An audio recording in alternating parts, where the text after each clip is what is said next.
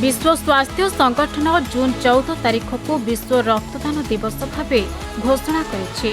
2004 मसीहारू एही दिवस पालित होई आसुथिबा बेले एहार मूल उद्देश्य होछि सुरक्षित रक्तदानर आवश्यकता विषय रे सचेतनता सह प्रोत्साहन सृष्टि करबा। एही अवसर रे आईएमएस एंड सम हॉस्पिटल रो department of transfusion medicine and blood centre परिसर रे एक सप्ताह व्यापी एक रक्तदान शिविर आयोजित हो जाइछि, जेउठी प्रत्येक दिन अनेक रक्तदाता रक्तदान करुवा देखिबाकु मिलिछि।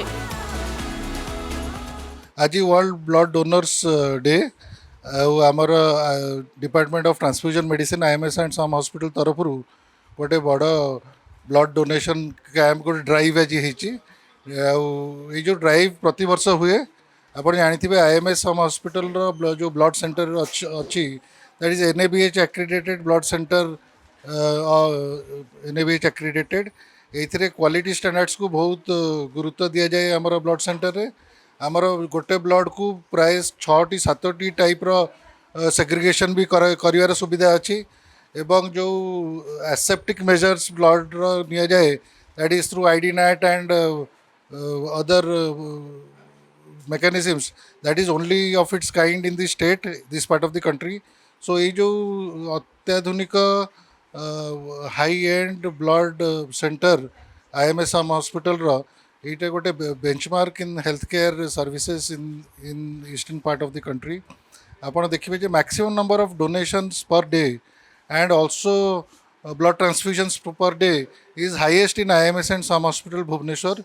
आज देखुं आज हूँ वर्ल्ड ब्लड डोनेशन डे ता सहित आउ गोटे बड़ दिन आज जैकि यहाँ हूँ सर्जन्स वीक्स 6th डे चली इंटरनेशनल सर्जन्स डे से ब्लड डोनेशन तो गोटे बहुत भल कम ये आम आईएमएस एंड सम हॉस्पिटल होता है जमी मेडिकल सुपरिटेडेंट सर कहले ये आमर क्वालिटी क्वांटिटी बोथ आम ये देखू जमी ह्यूज नंबर गोटे ब्लड डोनेशन होता है आम सब प्रकार क्वालिटी मेंटेन करूँ जो थे कि पेशेंट को कौन इन्फेक्शन हेनी जो माने भी ब्लड ने सेटा गोटे आम सब ध्यान रखी था because we are NABH accredited hospital and NABH accredited blood bank भी। आज है वर्ल्ड ब्लड डोनर्स डे। ये ब्लड डोनर्स डे परिप्रेक्षी में आमर association of surgeons of India तरफ गोटे एक सप्ताह व्यापी surgeons week national surgeons week celebrate करा जाउची। तेणु यही दिन टी आम भाविलु एकदम आम ठीक दिन आम ये दिन ब्लड डोनेशन कैंप रखिलु। आम जो सप्ताह व्यापी कार्यक्रम चलती भर 14 तारीख जेहेतु वर्ल्ड ब्लड डोनर्स डे आम ब्लड डोनेशन रखिलु।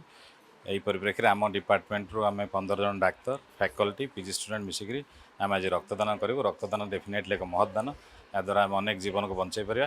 तेणु आम सर्जन मैंने सर्जरी डिपार्टमेंट फैकल्टी और रेसिडेंट समस्त मिसिकी स्थिर कलु आज ब्लड डोनेशन करूँ। मु doctor Jitendra Narayan Senapati HOD surgeries IMS SUM hospital.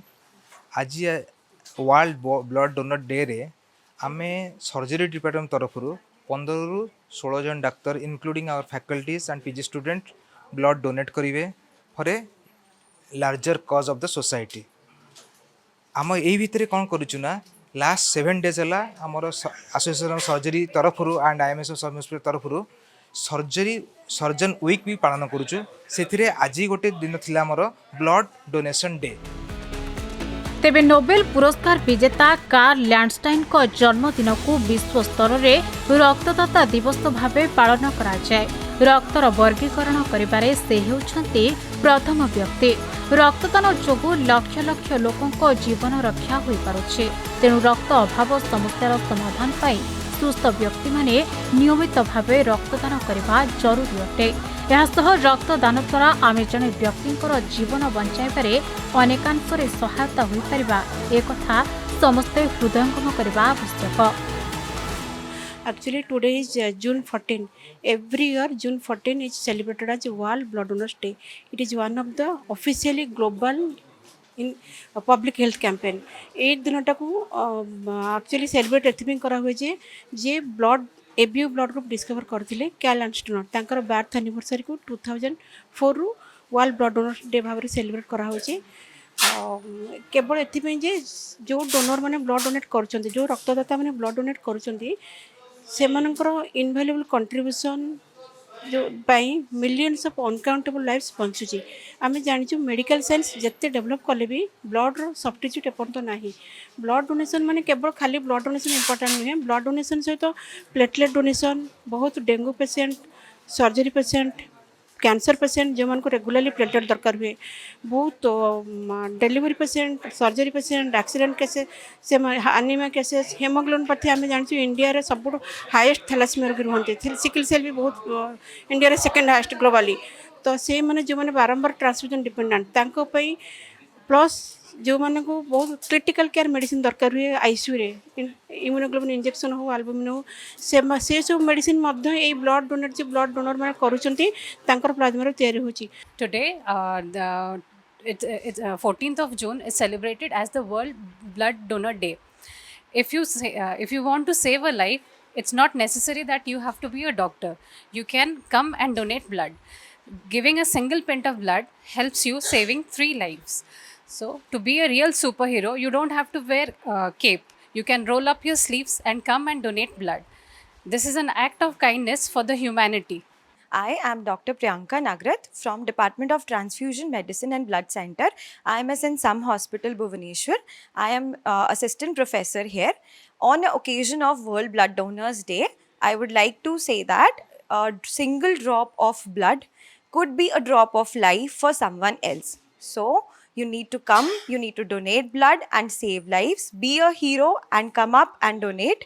With your blood, that we can give a life and hope to a person. You don't need to see that person, but the life is saved only because of you.